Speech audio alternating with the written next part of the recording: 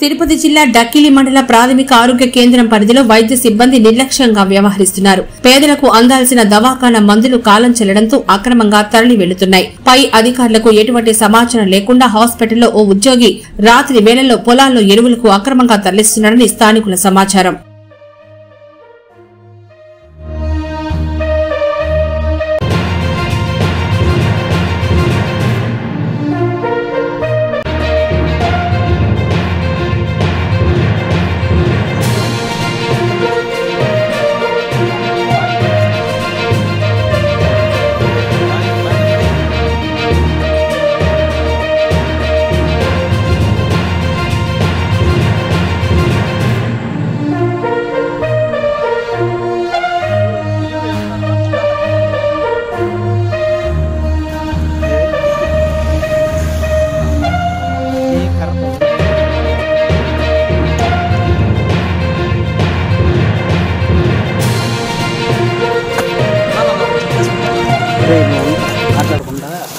Open చాలా కొత్త box seal కూడా ఓపెన్ చేయాల.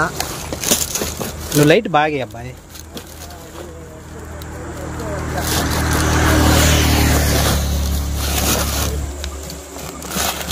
విని